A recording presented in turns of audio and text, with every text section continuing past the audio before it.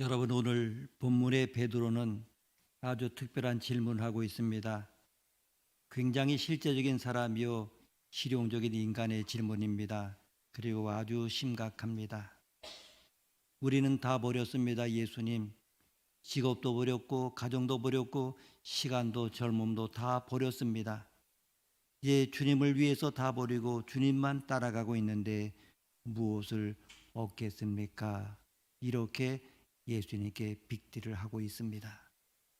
무엇을 얻겠습니까? 이만큼 버렸으면 얻을 것이 무엇입니까? 이렇게 묻고 있습니다. 여러분 한번 생각해 보십시오. 버렸다. 다 버렸다. 그렇다면 왜 대가를 요구합니까?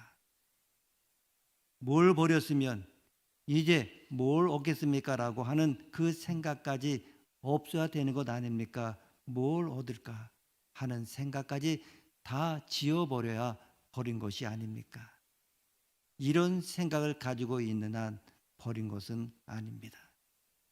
우린 버린다고 하는 것은 물질로만 생각하고 물리적으로 생각합니다만은 아닙니다. 가장 중요한 것은 심리적이고 영적인 것입니다. 깨끗하게 버렸다고 하면 뭘 얻을까 묻는 것은 말도 안 되는 소리입니다. 다 버렸다고 하면 얻기를 바랄 필요가 없습니다. 철저하게 100%를 부정해야 됩니다. 그래야 다음 세계가 보이는 것입니다. 또한 베드로의 그 모습 보게 되면 그는 명예를 버리지 못했습니다. 수제자라고 하는 명예, 예수님의 제자라고 하는 것, 천국 열쇠를 주었다고 하니까 아주 우쭐대고 있습니다. 어쨌든 작으나 크나 많은 사람들이 명예 이것에 시달리고 있습니다. 그것 또한 별것 아니지 않습니까? 이거 다 잊어버려도 되는 것 아닙니까? 좀 억울한 말을 들으면 어떻습니까? 변명할 필요가 없습니다. 좀 누명을 쓰면 어떻습니까? 몸에 흔적이 납니까? 그냥 누명을 쓰고 살아야죠. 너무 그렇게 명예를 챙길 필요는 없습니다.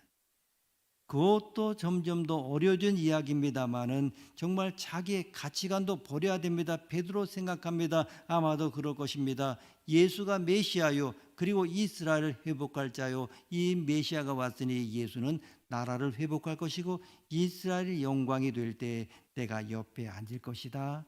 분명 이렇게 생각하고 있었을 것입니다. 이것은 베드로뿐만 아니라 예수님의 제자들이 이렇게 생각했던 것을 우리는 성경을 통하여 볼 수 있습니다. 지금 여기까지 그야말로 이제 이스라엘의 드림을 가지고 있습니다. 이 꿈 때문에 베드로가 지금 이렇게 형편없는 인간이 되는 것입니다. 버리지 못했습니다. 버려야 될 것을 철저하게 버리지 못한 탓에 그는 부득불 비겁한 자가 되고 맙니다. 예수를 쫓아가도 멀찍이 쫓아갑니다. 아니 누가 가서 뭐 창을 들이대고 너 예수 믿는 사람이지 그러면 죽인다 이렇다고 하면 좀 뭐라고 할 수 있겠습니다마는 그러나 어린 여종 하나가 와서 당신 사투리를 쓰는 거 보니까 갈릴리 사람인데 여기까지 말하는 동안에 벌써 아니야 이렇게 그는 부인하고 있습니다. 아주 초라하게 형편없는 사람이 되고 맙니다. 그것도 3번이나 부인하고 마지막에 저주까지 하니 형편이 없습니다. 왜 이렇게 되었습니까? 깨끗이 비우지 못했기 때문입니다. 정말 자기 부정이 부족했던 것입니다. 이제 보십시오. 예수님은 어떠합니까? 예수님을 돌아가 보게 되면 예수님은 우리를 사랑하십니다. 끝까지 사랑하십니다. 마태복음 20장에서 말합니다. 내가 세상에 온 것은 섬김을 받으려 함이 아니고 도리어 섬기려 하고 목숨을 대속물로 주려 왔노라. 오신 목적부터 분명합니다. 이것이 바로 목적입니다. 그랬으면 이제 주었으면 됐습니다. 주는 것으로 다 끝난 겁니다. 또한 더 놀랍고 신비로운 진리는 사랑하는 거로 같이 되었습니다. 같이 된다고 하는 것 아주 중요합니다. 여러분 사랑이라고 하는 것은 저 사람으로 하여금 나 닮으라 이렇게 하면 안 됩니다. 내가 저를 닮아가는 것입니다. 나 있는 곳에 오라고 하면 안 됩니다. 내가 저 있는 곳으로 가는 것입니다. 내 처지와 같아야 한다고 해서는 안 됩니다. 내가 저와 같은 처지로 내려가는 것입니다. 이것이 소위 우리가 말하는 성육신 인카네이션입니다. 작으나 크나 사랑은 성육신의 의미가 있습니다. 대개 모든 문제가 나를 닮아라, 나같이 되라, 그리고 내 의를 본받아라, 이렇게 이야기합니다. 이것이 문제가 되는 것 아닙니까? 우리가 자녀들 보고도 다 나 닮아라, 너 아버지 닮아라, 이런 식으로 얘기합니다. 닮는 거 좋습니다. 그럼에도 불구하고 자세히 잘 생각해 보면 그 아이의 장점과 어떤 은사들을 개발해서 나가야 되는데 전혀 반대임에도 불구하고 부모를 닮아라 이렇게 했을 때 뭐가 되겠습니까? 나를 버리고 온전히 내가 사랑하는 그분의 세상으로, 그분의 가치관으로, 그분의 것으로 돌아가는 것입니다. 그래서 사람과 같이 되었습니다. 그래서 보좌를 내려놓고 의를 버리셨습니다. 우리를 의롭다 하기 위해서 그가 죄인이 되셨습니다. 그뿐입니까? 대속물로 주었다. 대신 죽었습니다. 저가 맞을 걸 내가 맞고 저가 당할 굴욕을 내가 당하고 내가 죽어서 저가 산다면 죽습니다. 이것이 바로 사랑입니다. 내가 누명을 써서 저 사람이 밝은 생활을 할 수 있다라면 얼마든지 좋습니다. 어떤 부끄러움도 상관이 없습니다. 이것이 바로 사랑입니다. 이것은 어떤 빅딜이 아닙니다. 엄청난 사랑의 원리가 그렇습니다. 보십시오. 살리고자 그는 죽었습니다. 우리를 하나님의 자녀로 만들기 위하여 그는 죄인이 되셨습니다. 그리고 우리의 영원한 생명을 위하여 그는 대신 십자가를 지셨습니다. 이제 어떻게 하면 좋겠습니까? 아직도 그러한 문제를 놓고 우리가 흥정해야 되겠습니까? 아직도 무엇을 얻겠습니까? 라고 이렇게 무례하겠습니까? 예수님 오시자마자 말씀하십니다. 거저 받았으니 거저 주어라. 거저 받았다는 그 감격, 그 이상을 넘어서는 안 됩니다. 거저 받았습니다. 그러면 거저 주는 일은 쉬워집니다.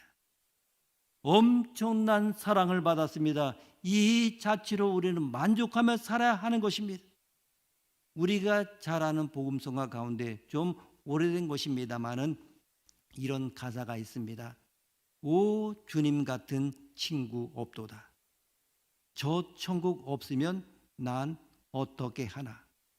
저 천국 문을 열고 나를 부르네. 나는 이 세상에 정들 수 없도다 라는 가사가 있습니다. 예수를 잘 믿고 교회 열심히 다니고 봉사하고 봉헌도 많이 했는데 천국이 없으면 어떻게 합니까? 우리가 정말 신앙생활 하는데 확신이 없다면 절대로 희생하지 못합니다. 무엇을 얻는 것, 즉 일을 한 다음에 대가를 얻는 것이 인간의 보람입니다. 노동의 효과라고 하는 것은 대가가 아주 큰 중요한 요인이 됩니다. 열심히 수고하고 난 다음에 큰 수확이 있어야 합니다. 여름 내내 땀을 흘렸다고 하면 가을 거지에 대가가 있어야 됩니다. 대가가 없는 노동은 효과나 질이 형편없이 떨어집니다. 어느 왕이 신하에게 물었습니다. 국회의원에게 왜 보수를 줘야 되지? 그때 신하가 이렇게 대답했습니다. 폐하, 국회의원에게 보수를 주지 않으시면 국민들이 더 많은 대가를 치르게 됩니다. 그래서 국회의원들 지난 몇 개월 동안에 서로 치고받고 싸우면서 저 내가 옳다 네가 옳다 여당이 야당이다 할 것 없이 그러다 보니까 어떻게 됩니까? 법안 하나도 제대로 처리하지 않고 무노동이지만은 지난번 설 상여금을 1인당 414만 원씩이나 지급을 받았습니다. 아무것도 하지 않고 서로 그냥 잘난 척하면서 이러다 보가 큰일을 한 것이라고 국회의원들은 말할지 모르겠습니다만은 그냥 그대로 꿀꺽 그냥 먹고 말았습니다. 우리가 성경에 보게 되면 포도원 품꾼의 이야기가 있습니다. 종일 일한 종이나 1시간 일한 종이나 주인에게서 받는 대가는 평등하였습니다. 포도원에 들어와 일한 품꾼 모두에게 한 데나리온씩 주었습니다. 하나님께서 우리에게 주시는 나의 대가를 다른 사람과 비교하거나 비교하여 적다고 불평하지 말라고 하는 그러한 의미입니다. 예수님 달란트 비유에는 대가 없는 소명이 없음을 말하고 있습니다. 5달란트 받은 종은 5달란트 더 남겨서 착하고 충성된 종아 주인의 즐거움에 참여하리라는 그러한 대가를 받았습니다. 2달란트 받은 종 2달란트 더 남겨서 똑같은 대가를 받았습니다. 그러나 1달란트 받은 종은 남기지 않고 땅속에 감추었다가 가지고 왔습니다. 주인 뭐라고 말합니까? 악하고 게으른 종아 바깥 어두운 데 나가서 슬피 울며 이를 가리라고 합니다. 슬피 울며 이를 가는 것도 대가입니다. 착한 자나 악한 자가 다 대가를 반드시 받습니다. 예수님의 제자들은 자신이 가지고 있던 것 다 버리고 예수님을 따랐습니다. 베드로 모든 것 버리고 주님을 따랐습니다 하였습니다. 이제 그는 모든 것 다 버리고 주님을 따른 대가가 무엇인가, 우리가 무엇을 얻겠습니까? 라고 묻습니다. 주님은 모든 것을 버리고 주님을 따르는 자에게 반드시 대가를 주십니다. 주를 따르는 자가 얻는 대가가 무엇인가를 잘 보고 열심히 주를 따르는 우리 모두가 되어야 합니다. 먼저 12 보좌에 앉아서 12 지파를 심판합니다. 28절 말씀 함께 읽습니다. 28절입니다. 예수께서 이르시되 내가 진실로 너에게 이르노니 세상이 새롭게 되어 인자가 자기 영광의 보좌에 앉을 때에 나를 따르는 너희도 12 보좌에 앉아 이스라엘 12 지파를 심판하리라. 아멘. 주님을 따르는 제자들의 첫 번째로 얻을 것은 12 지파를 심판하는 심판권입니다. 예수님을 따르는 성도들도 마지막에 인자와 함께 세상을 심판할 것을 신약 성경에 여러 번 말씀하고 있습니다. 누가복음 22장 30절에는 너희로 내 나라에 있어 내 상에서 먹고 마시며 또는 보좌에 앉아 이스라엘 12 지파를 다스리게 하려 하노라 말씀합니다. 그리고 고린도전서 6장 2절에는 성도가 세상을 판단할 것을 너희가 알지 못하느냐 말씀하고 있습니다. 성도의 심판권을 마지막 날에 하나님께서 주시겠다는 말입니다. 그런데 12 지파를 왜 심판하십니까? 이스라엘 민족 전체가 메시아신 예수님을 거부했습니다. 너희도 심판하리라 하셨는데 심판의 주권은 오직 예수님 한 분만 가지고 계시는 그러한 고난입니다. 그럼에도 불구하고 제자들이 예수님의 권위로 심판할 수 있게 하겠다고 하십니다. 이 말은 예수님께서 심판하신 모든 절차를 보좌하며 대행할 것이라는 그러한 말입니다. 우리가 복음서에 보게 되면 예수님의 가르침 가운데 영원한 심판과 지옥을 말씀하고 있습니다. 예수님의 비유 가운데도 3분의 2가 부활과 심판에 관한 것입니다. 마지막 날의 심판은 우리의 신앙과 장래 아주 중요한 주제라고 하는 것을 말씀하고 있습니다. 우리가 아는 대로 헤롯 왕은 예수님 탄생 때부터 메시아이신 예수님을 거부했습니다. 예수님은 헤롯을 죽이려고 하여 애굽으로 피난했습니다. 바리새인들 예수님의 말씀과 행동에 사사건건 트집을 잡고 죽이려고 했습니다. 말씀을 들으려고 하는 것이 아니라 책 잡으려고 했고 예수님의 말씀을 잘 알아듣지 못하고 하나님을 모독했다고 해서 고소하였습니다. 유대인들은 예수님을 재판하는 과정에서 바라바를 놓아주고 예수님을 십자가에 못 박으라고 소리를 질렀습니다. 빌라도는 유대인이 아닌 로마인이었지만은 재판을 굽게 하고 예수님을 십자가에 못 박게 내어 주었습니다. 이런 모든 행위들을 보게 되면 심판을 받아 마땅합니다. 사도행전 3장 14절 15절에 보게 되면 너희가 거룩하고 의로운 일을 거부하고 도리어 살인한 사람을 놓아주기를 구하여 생명의 주를 죽였다고 했습니다. 정말 생명의 주를 죽였으니 생명 없는 심판을 받아야 마땅한 것입니다. 어떻게 생명의 주를 죽이고 살기를 바라겠습니까? 마태복음 25장의 비유들 모두 다 심판의 비유입니다.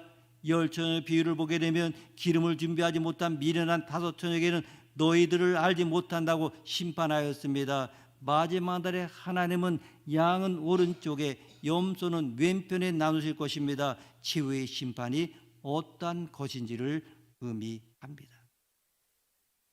사람은 누구도 심판자가 아닙니다. 사람은 심판의 대상입니다. 빌라도가 예수님을 심판한 것 같습니다마는 사실은 빌라도도 심판을 받는 사람입니다.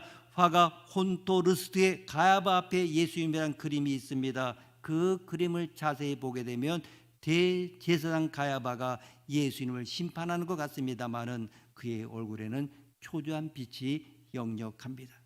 오히려 예수님의 얼굴은 상대적으로 평안합니다. 가야바가 예수님을 신문하고 있는 것 같습니다만 오히려 예수님의 심판을 받고 있다는 말입니다. 신학자 칼바르트는 인간을 대신해서 심판관이 심판을 받은 것이라고 예수님에 대하여 말했습니다. 사도 요한의 제자이며 서머나 교회 감독이었던 폴리갑은 자신을 화형에 처하는 자들에게 당신들은 활활 타오르는 불로 나를 위협합니다. 하지만 겨우 1시간만 지나면 그 불은 다 꺼지고 맙니다. 반면에 당신은 믿지 않는 자들을 위해서 정해놓은 다가오는 영원한 심판의 불을 알지 못합니다. 이렇게 말했습니다. 다가올 심판을 알아야 심판을 받지 않습니다. 예수님을 십자가에 못 박게 한 12지파는 심판을 받게 될 것입니다. 예수님 따른 제자들은 심판 자리에 함께 앉아 심판에 참여하게 될 것입니다. 주님을 따르는 것은 예수님과 함께 심판하게 되는 은혜의 대가를 누리게 됩니다. 야곱에게 하나님께서는 내가 복의 근원이 될 것이라고 하셨습니다. 하나님께서 복의 근원이신데 하나님의 복을 대행하는 은혜를 받게 된 것입니다. 하나님은 초대교회 감독들에게 양무리를 치게 하셨습니다. 하나님의 목자이신데 교회 감독들에게 교회의 지휘권을 주신 것입니다. 교회는 하나님의 교회이고 그리스도가 머리이지만은 하나님의 사람들이 대신 치리하고 다스리는 것입니다. 요한계시록에는 이기는 자에게 주시는 복이 있습니다. 하나님의 보좌에 함께 앉게 하여 주시겠다고 합니다. 이런 영광이 어디 있겠습니까? 더구나 심판의 대행자가 된다고 하는 것은 완전한 영광입니다. 이 영광을 주님을 따르는 우리도 누리게 될 줄로 믿습니다. 두 번째, 버린 것 이상으로 받고 영생을 상속합니다.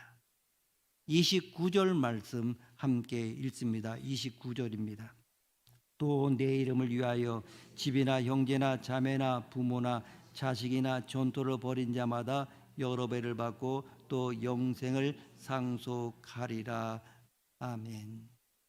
육적인 것을 버리면 영적인 것을 상속하게 됩니다. 부동산과 혈육과 소유를 다 버리면 더 버릴 것이 없다는 말입니다. 여전 내 이름이라는 말은 예수님의 복음, 하나님의 나라를 말합니다. 복음과 나라를 위하여 모두 버리면 버린 것보다 여러 배를 더 받고 영생을 상속하게 될 것이라고 합니다. 버리면 없어지는 것이 아니라 버리면 더 많아지는 것이 하나님 나라의 계산법입니다. 창세기 12장 1절에 여호와께서 아브라함에게 이르시되 너는 너의 고향과 친척과 아버지 집을 떠나 내가 내게 보여줄 땅으로 가라고 말씀하고 있습니다.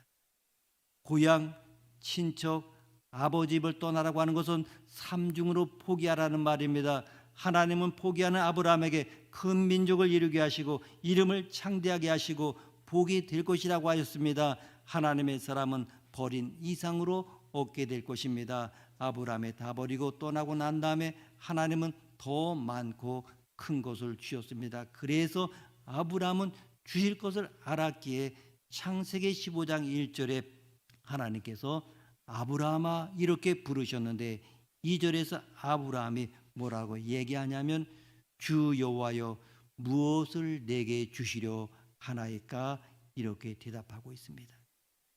하나님은 주신다고 하지 않았지만은 아브라함은 주실 것을 알고 있었다고 하는 뜻입니다.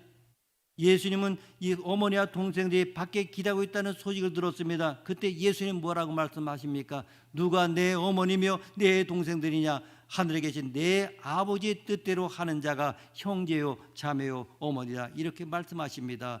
예수님 어머니와 동생들 이 말을 듣고 얼마나 섭섭했겠습니까?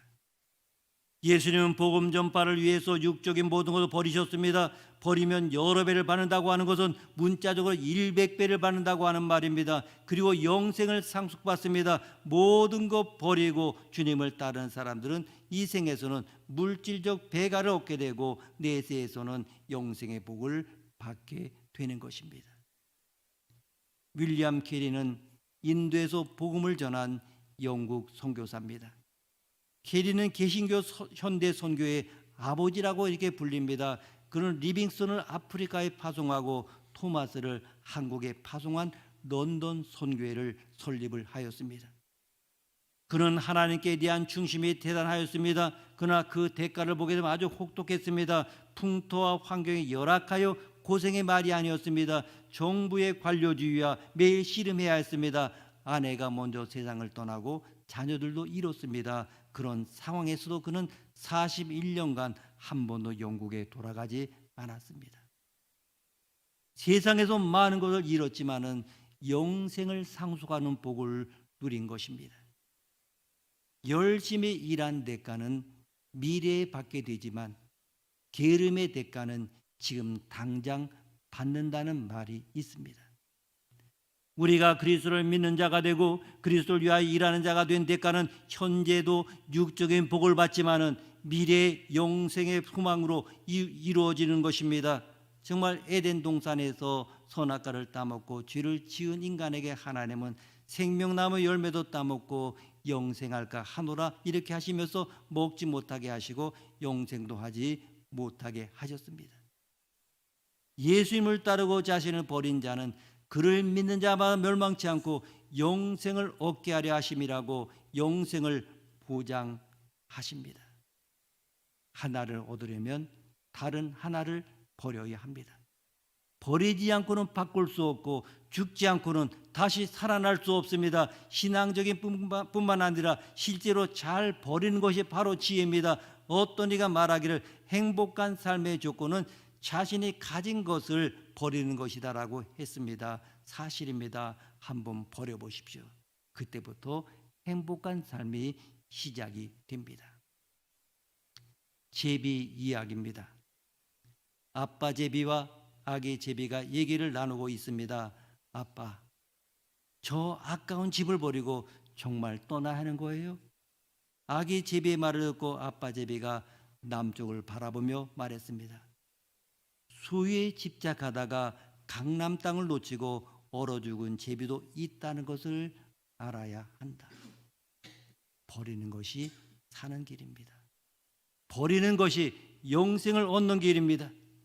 프랑스의 극작가 장 아노이는 당신이 공짜로 얻은 것은 너무나 많은 것을 이미 지불한 것이라고 했습니다. 내가 구원 얻은 것은 공짜로 얻은 것이나 마찬가지입니다.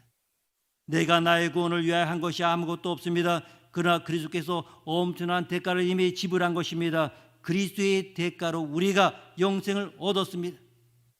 십자가의 믿음은 구원이라는 하나님의 나라가 주어지는 대가가 있습니다. 요한계시록에는 세상에서 승리한 자가 하나님 나라에서 받을 대가를 기록하고 있습니다. 낙원에서 생명 열매를 먹게 될 것이고 둘째 사망의 해를 받지 않고 만나를 줘 먹게 하고 흰돌에 새 이름을 새겨 주겠다고 하고 만국을 다스리는 권세를 주겠다고 합니다.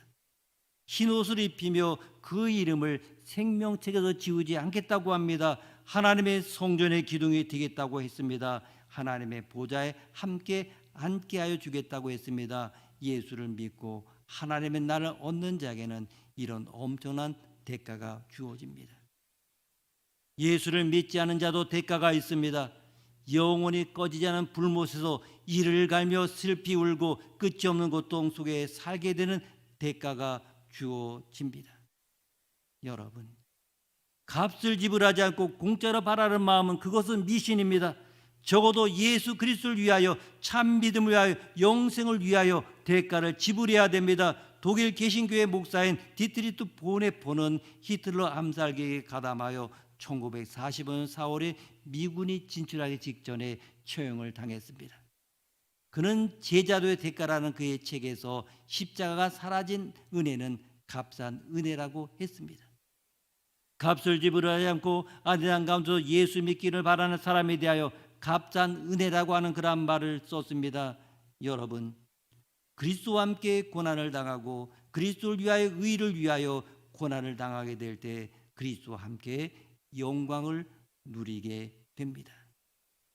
여러분, 오늘 성경 말씀을 자세히 읽으면 가장 낮출 때 높이시고 가장 겸손한 자에게 영광을 도하시고 철저하게 마음을 비울 때 하나님께서는 큰 것을 채워 주십니다.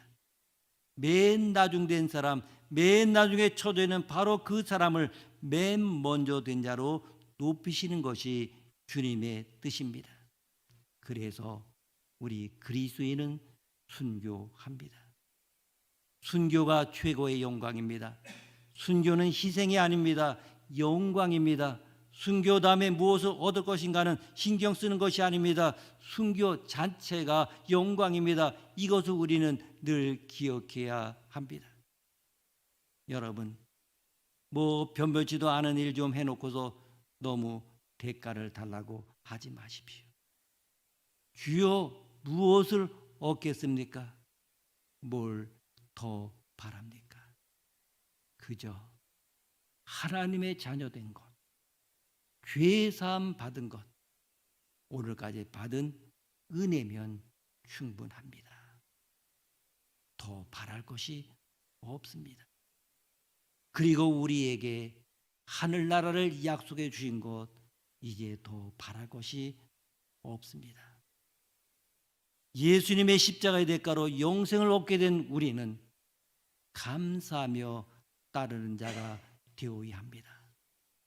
주님을 잘 따르는 자에게는 주님의 보좌에 함께 앉아 심판하는 권리를 주실 것입니다.